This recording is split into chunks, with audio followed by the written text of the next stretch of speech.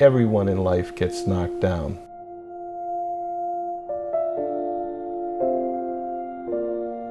It's how you pick yourself up that defines you as a human being.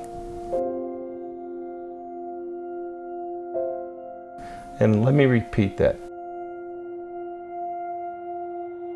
But it's how you pick yourself up that defines you as a human being. The story of Brittany Gengel is heartbreaking, invigorating. It's a beautiful story, and it's a horribly sad story.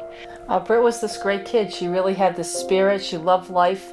She had wonderful friends. She loved her family. She had a strong sense of faith. And she woke up every day and ready to take on the world.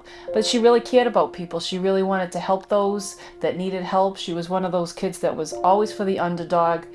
She was a very popular kid, but really she loved everybody for who they were. This is a young woman who, at the prime of her life, in college, decides that she is going to spend her vacation, essentially, from school doing charity work. Brit took it was called the J term at Lynn University, where all students were required to take a 3-week course. And she could have went to the Caribbean on a cruise, she could have went to Italy to learn how to cook, but she chose to go to Haiti to feed the poorest of the poor. And so, with that being said, her and 12 students and 2 professors studied Haiti for a week and then went into Haiti and spent 2 days on the ground in Haiti before the earthquake hit. She's there for one day, makes a connection with orphans who, if you've seen the pictures, you can tell that they made an instant connection. You look at the eyes of those children and you can see that she touched them immediately. The day of the earthquake, she was in Cité Soleil. If you Google that, you will see that Cité Soleil is the most dangerous and poorest slum in the Western Hemisphere. And the 8 that survived, one in particular, PJ, never left the shotgun-wielding guard the entire time he walked through there. He was so scared. He said Brit was like the Pied Piper. She was out front with 50 kids around her, holding on to her, wanting to touch her, and she just got it. We had a Boston Globe photographer here one day, and he looked at us and he said, you know, that picture of Brit with the orphans, she was the face of humanity during the Haiti earthquake. And I'll never forget that, because, you know, we're always proud of our daughter, as we are of our 2 sons. But I think we were more proud of her that she had the courage to go into the poorest nation in the Western Hemisphere and actually help the poorest of the poor. Brit texted Cherylann 3 hours before the earthquake saying, and I'm paraphrasing, the children love us so much and they're all so happy. The people of Haiti work so hard to get nowhere, yet they're all so appreciative. She said, I want to move here and start an orphanage myself. And it was that gift that Brit gave us, that sense of purpose, that text that we like to say was heard around the world. And it gave us a place to put our heartache, pain, suffering, but love, and love for our daughter and love for the children of Haiti. It gave us a place to put it.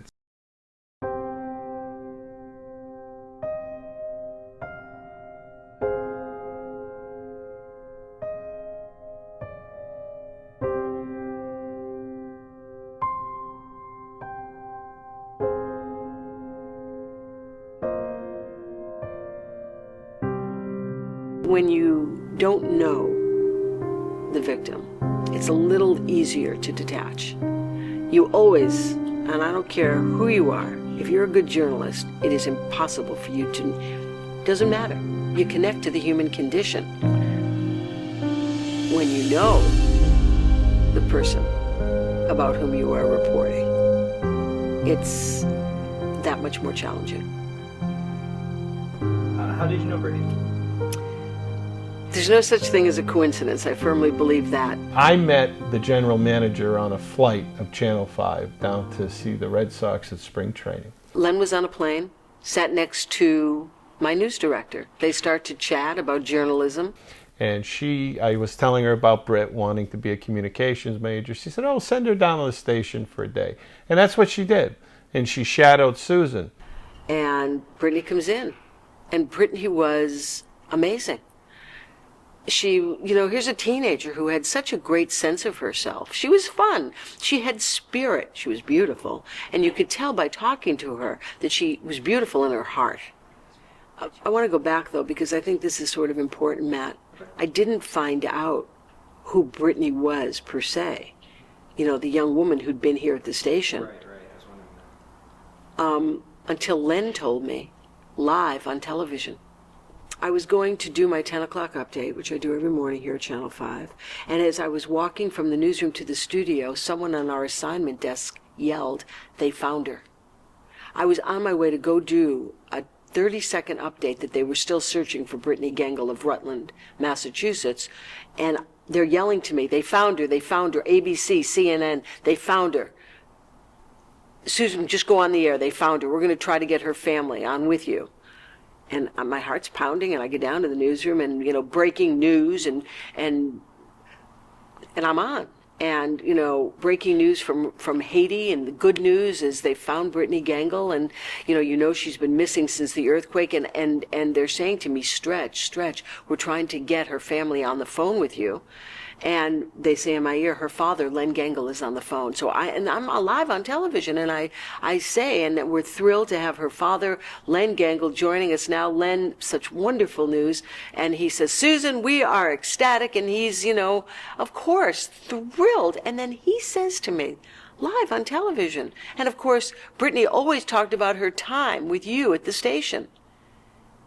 And all of a sudden, I looked at that picture, and I thought, oh my God, that's why she looks familiar. That's who she is. We were live with Susan on the midday news, and we said to her, come on out, because we were celebrating Brit. And so Susan said, I'll be out. And at 2 o'clock, Susan arrived. And suddenly, we're all celebrating on television. Live television, it was amazing. And that was how I found out who it was. And then I got to the house, and it was just joy like I've never experienced it before. And then said to us, can we go to Florida with you? Yes, when I got to the house, they were planning to go to Florida for the cheerful reunion. And so I called back here and I said, I want to go. And they said, absolutely go. So I just drove to the airport. I left Cherylann and Len's house, which was then in Rutland, and I drove to the airport. And the station had bought me a ticket, and I was on their plane. So next thing you know, we have every station going to Florida with us to do this great feel-good story about Brit and her being, recovered and rescued. And then, of course, the tragedy really struck. I knew when we landed something was wrong, because Cherylann turned her phone on, and there was no message from Brittany. And she shared that with me. And she knew then, as I believe she has said since, that Brittany would have called. There would have been some message. To lose a daughter or a child is just every parent's biggest nightmare. But in our case, to be told we've rescued your daughter, we have her on the helicopter with 2 other of the students, get down to Fort Lauderdale tonight, and I quote, we'll have her in your arms at 11 p.m. And to have such joy in your heart and then travel down to Florida only to be told they made a mistake, that they had wrong intel, they had the wrong girls, and to lose your daughter twice in 48 hours is just unfathomable. So I did an interview with them when we landed, and they did not say then that they didn't know where Brittany was, but I could tell something was up. And I went over to the college to do my live shot for the 11 o'clock news, and they were also going to the college. And really minutes, maybe 1 minute before I was going on the air at 11 o'clock. They were leaving. And I saw their car, and Len said, come on over. And I ran over. He said, they don't know where she is. And I said, what? He said, it wasn't her in the video. They don't know where she is. And he said, I'll talk to you in the morning. And they drove away, and I went back to go on the air, and I'll never forget Ed Harding in the studio in Boston. Breaking news, Susan Warnick, they found Brittany Gengel. Breaking news, Susan Warnick is now live at Lynn University. And I said, actually, Ed, it's heartbreaking news.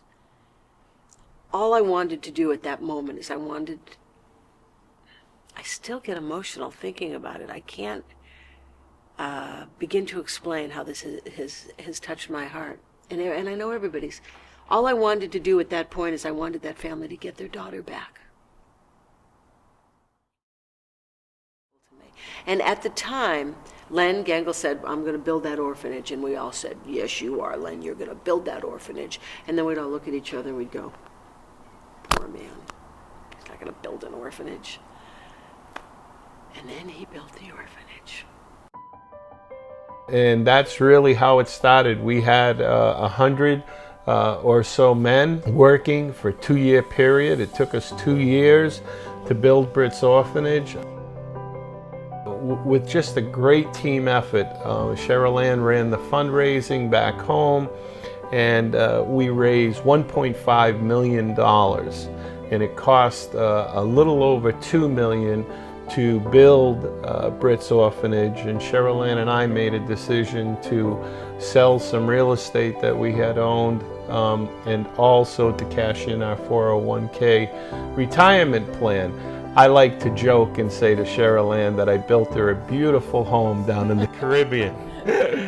We've had a lot of state-of-the-art technology. We have solar hot water heaters up on top of the roof. And more importantly, we have a nanotechnology water filter. And not only do we provide clean water for all of our children and staff and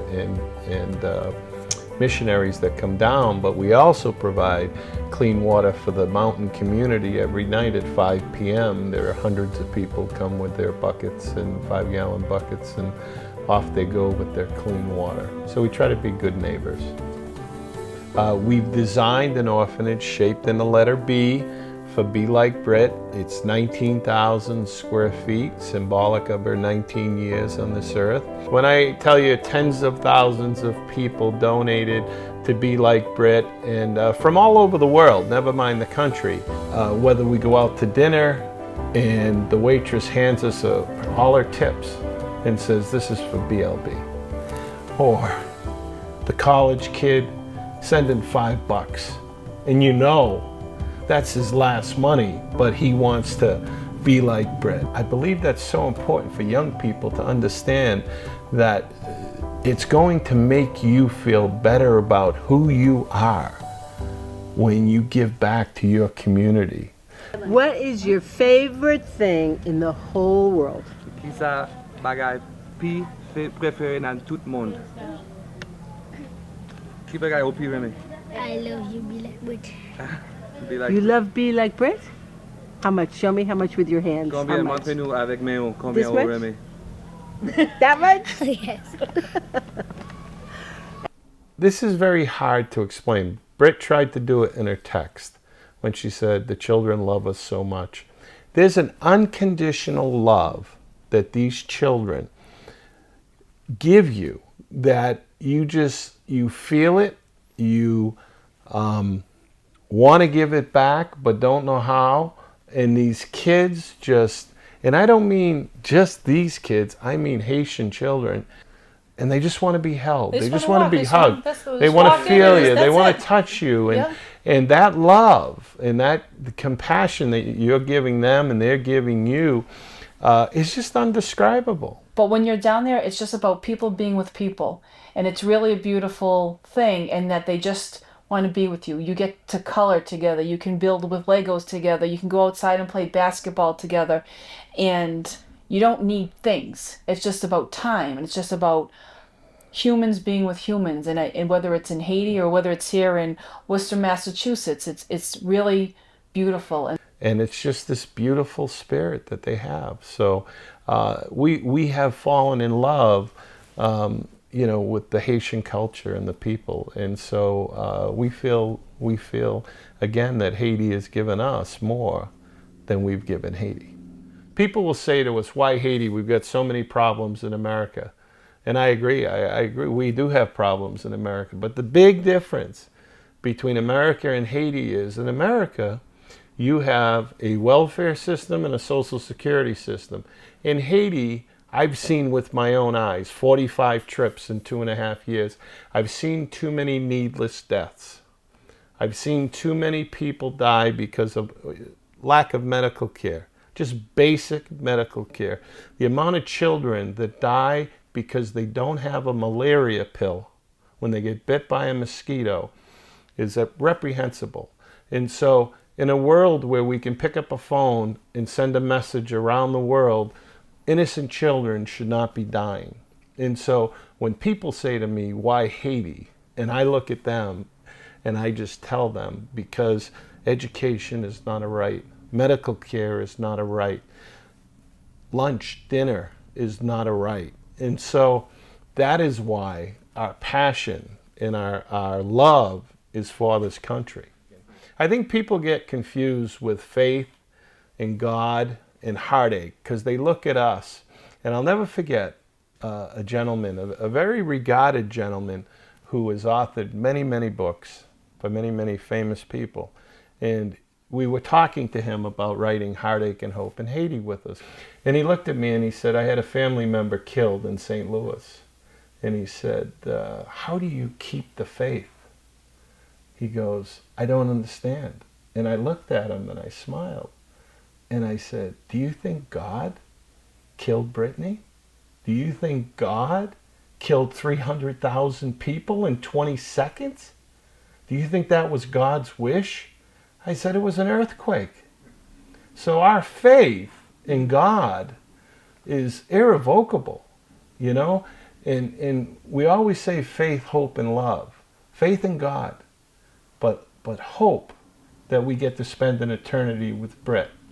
And then love of family, love of community, love of this country. I mean, we just know the compassion we get almost on a daily basis for people, and we give to others because every day thousands of children are killed in this country. And so we're not the only story, and we're very, very aware of that.